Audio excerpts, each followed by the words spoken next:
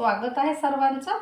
तर आज बघा आपण या पांढऱ्या मुळ्याची भाजी बनवणार आहोत। भाजी किंवा चटणीही म्हणू शकता तुम्ही। तर हे मी दोन इथे पांढरे मुळे जे असतात ते धुवून असे जे जाड किसणी असते त्या किसणीने किसून घेतले आहेत। आता आपण लगेचच भाजी बनवायला सुरुवात करूया।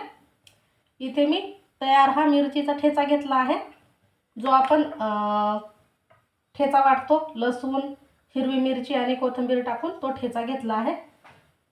कोथिंबीर लागेल आपल्याला आणि तेल लागेल, थोडीशी हळद आणि चवीनुसार मीठ। तर आता या कढईमध्ये मी तेल टाकून घेते।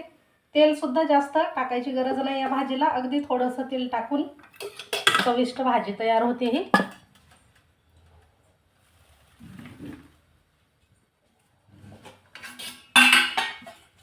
लगेचच आपण या तेलामध्ये हा वाटलेला मिरचीचा ठेचा टाकून घेऊ। आता तिखट तुम्ही किती खाता त्यावरती हा ठेचा घ्यायचा आहे।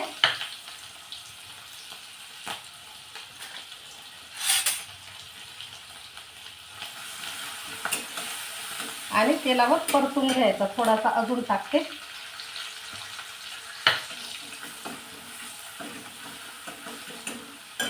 इथे कोथिंबीर सुद्धा मी बारीक अशी चिरून घेते।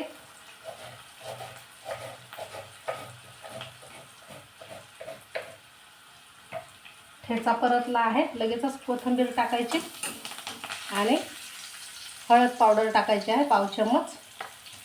लगेचच आपण हा जो मुळ्याचा किस घेतलेला आहे करून तो टाकायचा आहे।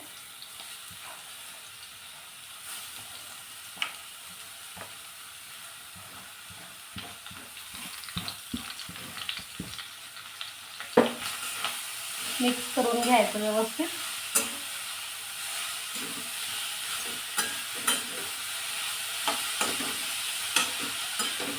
मी ही मुळ्याची भाजी जर उरली तर याचे पराठे सुद्धा बनवत असते, खूप छान लागतात। म्हणजे भाजी न करता सुद्धा आपण याचे पराठे करू शकतो, तर तेही नक्कीच करून बघा। आता यामध्ये चवीनुसार मीठ टाकून घेऊ। ठेच्यामध्ये सुद्धा मी मीठ टाकलं होतं, त्या अंदाजे मीठ टाकायचं आहे। वरून पुन्हा बारीक चिरलेला कोथिंबीर टाकायचा।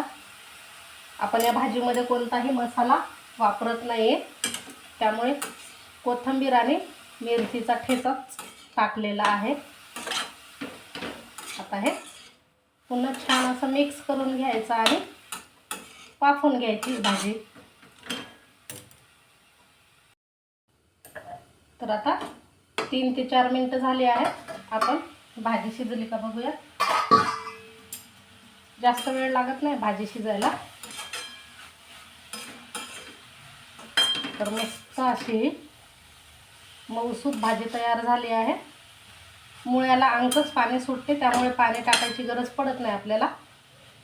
आता आपण वरून पुन्हा कोथिंबीर टाकायचा आहे आणि या भाजीमध्ये कोथिंबीर भरपूर प्रमाणामध्ये टाका, खूप छान चव लागते। आता इथे गॅस बंद करते मी